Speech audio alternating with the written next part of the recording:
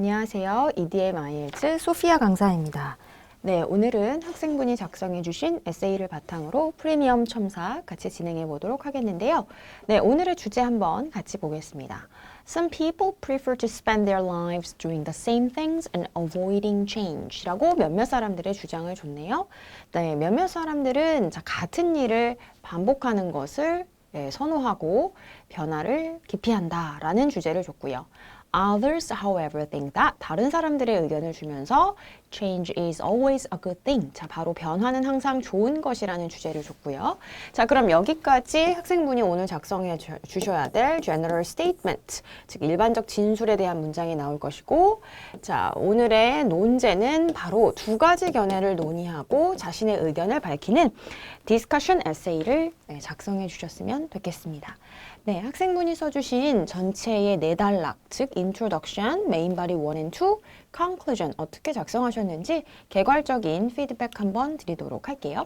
첫 번째 단락으로는 지금 몇몇 사람들의 주장을 보여주고 자신은 전에 있는 앞선 견해에 동의한다라는 입장을 주심으로써 general statement와 자신의 논제를 밝히는 부분 잘 완성하셨고요.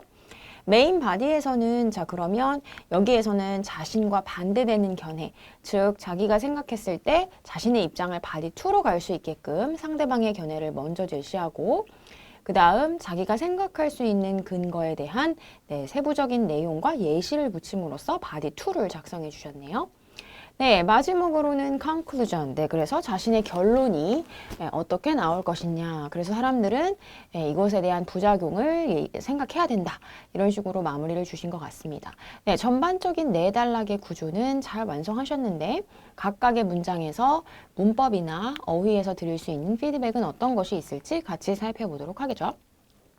네, 첫 번째 introduction입니다. 자, it is commonly thought that people like spending their time doing the same things and avoiding change. 자, 여기서 보시면 거의 문장에서의 paraphrase가 들어가 있지 않죠.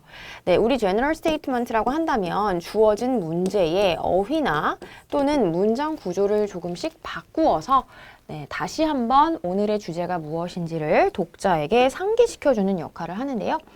prefer to, like 등의 동사를 조금 변화시키긴 했지만 spending time, doing things, same things 등의 avoiding change 등의 표현이 동일하게 나와 있기 때문에 조금 더 득점을 높이고 싶다라고 한다면 문장 구조 자체를 변화시켜서 사람들은 변화를 꺼리지만 많은 것을 같은 걸 반복하는 경향이 있다라든지 조금의 구조를 좀 바꿔보시는 연습을 하면 좋겠고요.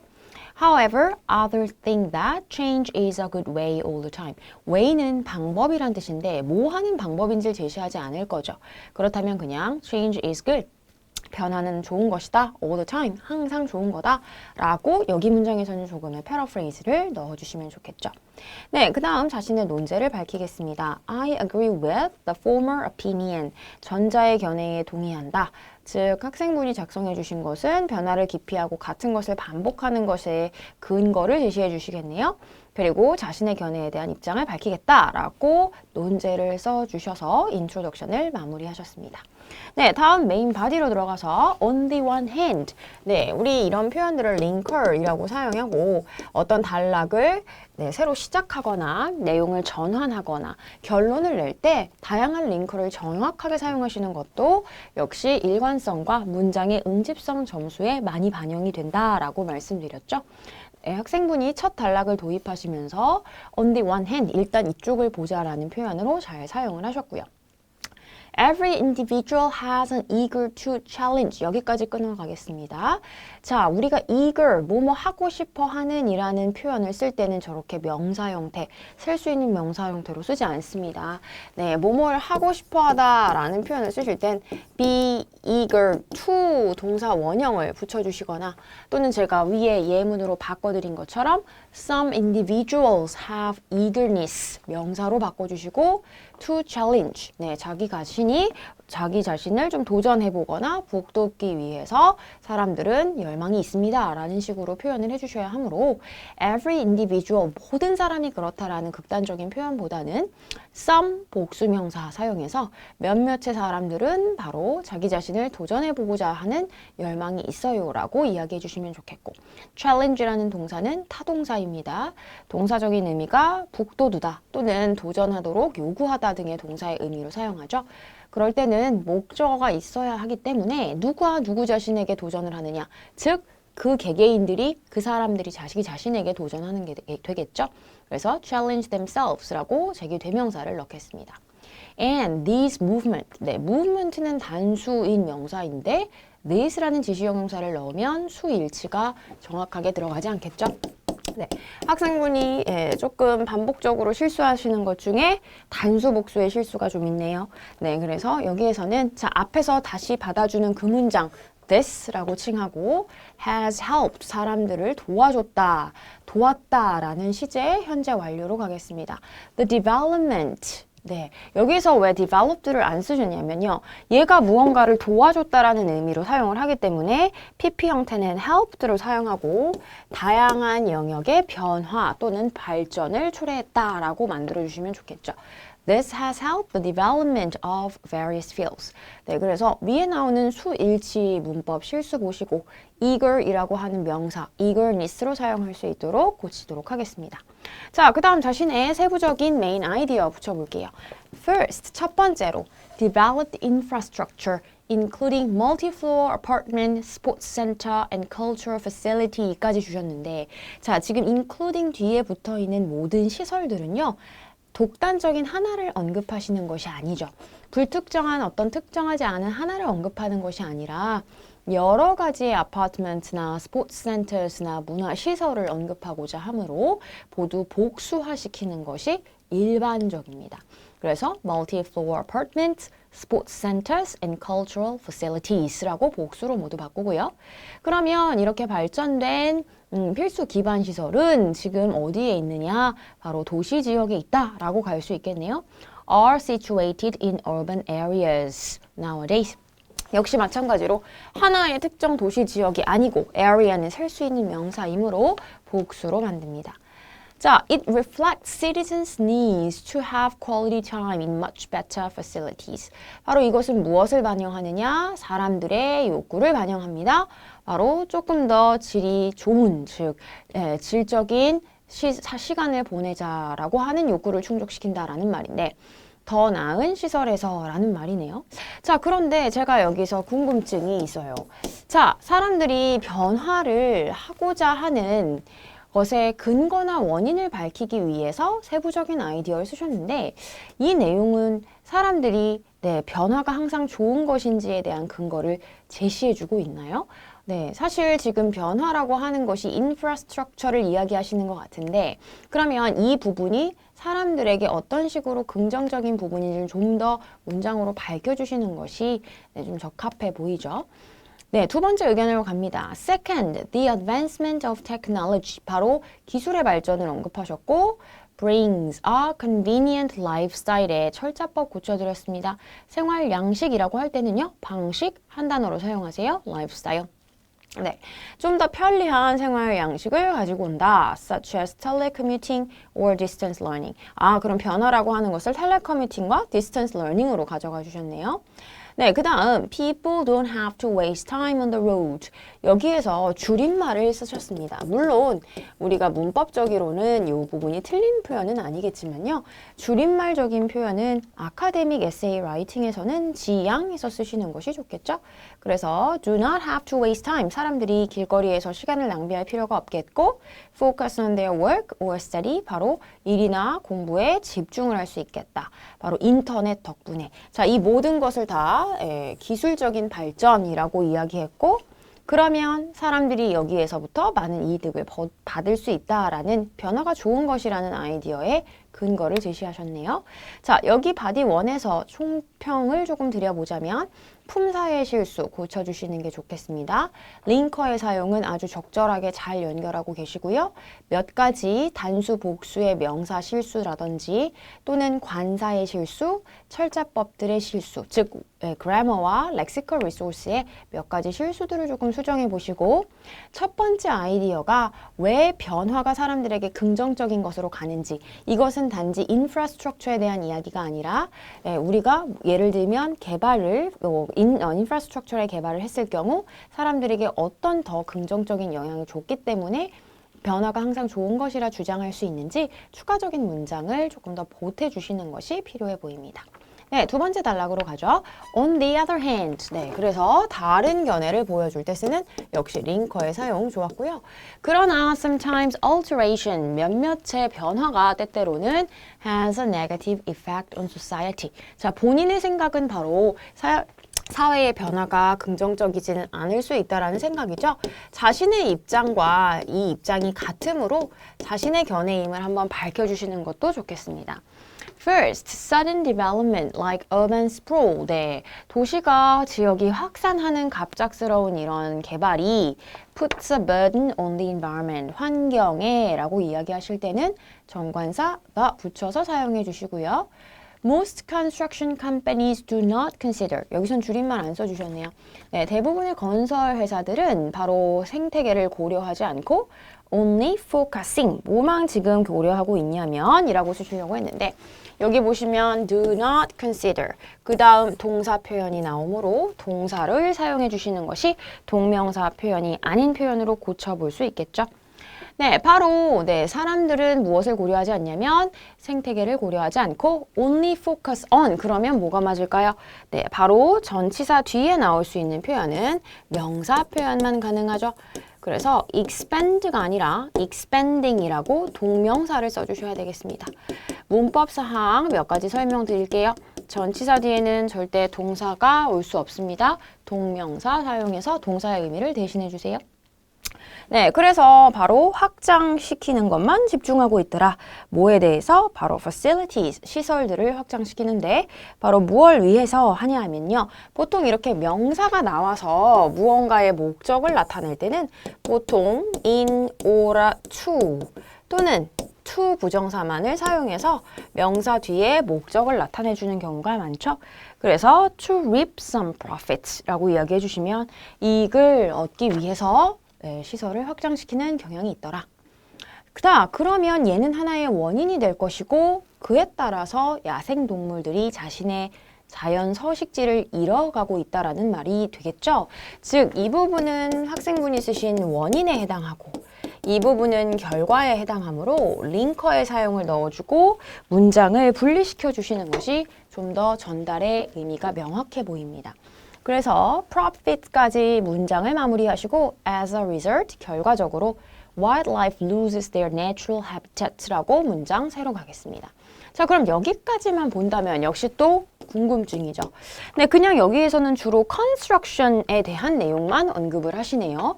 그럼 건설이라고 하는 것이 나쁘냐? 건설이라고 하는 것이 환경에 미치는 영향을 주제로 쓴 거냐라고 질문해 볼 수 있겠죠. 바로 오늘의 주제는 변화라고 하는 것이 항상 좋지 않고 계속해서 유지하는 것의 근거나 이 부분에 대한 자신의 입장을 밝혀주셔야 되는 부분인데 여기에서는 계속해서 변화에 대한 단점 같은 또는 변화가 건설업에서 일어났을 때 환경에 미치는 영향만을 주로 쓰고 있죠. 다음과 같은 주제는 약간의 오프 토픽, 즉 주제에서 좀 벗어난 의견으로 근거를 제시했다라고 볼 수 있겠습니다. 그래서 아이디어 정리를 조금 다시 해보고 이 주제에 대한 근거를 마련해 보시는 것을 조금 어드바이스를 드리도록 할게요. 예를 들면 사람들이 계속해서 같은 일을 하고 변화를 싫어할 때 일어날 수 있는 좋은 점이나 왜 이렇게 해야 되는지에 대한 근거는 어떤 것들이 있을까요? 예를 들면 그 나라의 고유한 문화의 정체성을 유지할 수 있겠다. 예를 들면 생활 방식의 변화는 그 나라 고유 문화를 해칠 수 있다. 이런 주제들이 나온다면 변화라는 것이 항상 좋지 않다라는 근거가 될 수 있겠죠. 그래서 지나치게 컨스트럭션에 집중한 메인 아이디어로 보이므로 이 주제는 약간의 오프토픽이 보입니다. 두 번째 가도록 할게요. Second, the advancement of technology. 또다시 기술에 대한 발전 이야기하셨는데 앞에서는 기술의 발전이 항상 좋은 것이다 라고 이야기하는데 어떻게 풀어가시는지 보도록 할게요. is likely to encroach on individuals' privacy. 자, 여기에서 이야기하시려고 하시는 것은 다름 아닌 개인정보에 대한 이야기를 이야기하고 있죠. 즉, 개인정보와 사람들이 변화를 추구하지 않고 계속해서 같은 것을 유지하는 것의 관계는 또 무엇일까요? The number of cyber crimes. 여기에서 crime은 여러 가지의 개수, number를 숫자라고 써야 되기 때문에 여기서는 셀 수 있는 명사로 갑니다. 그래서 다양히 일어나는 사이버 범죄의 수는 increases, 증가하고 있고 이유를 나타내는 접속사 as를 사용했기 때문에 뒤에 주어 동사 가도록 합니다. As the internet industry develops. 네, 여기에서 학생분의 문법적인 오류가 품사에서 여러 가지로 나타나는 게 보이죠? 네, 그래서 위에 나왔던 전치사 뒤에 동명사와 같이 접속사 as가 뭐뭐함에 따라 뭐뭐 때문에 등의 접속사를 사용하실 때는 반드시 주어와 동사를 넣어주세요. The internet industry develops. 자, 인터넷이 발달하면서 사이버 범죄의 수가 증가하고 since. 그래서 이 이유가 뭐냐? It is more easier. 네, 여기 잘 보세요. 자, 학생분이 비교급에 대해서 한번 정리하실 필요가 있을 것 같고요. 다음과 같은 easy라고 하는 형용사의 비교급은 y가 IER로 바뀌고 더 쉬운이라는 비교급이 되죠. 즉, more이라고 하는 비교의 표현은 필요가 없겠습니다.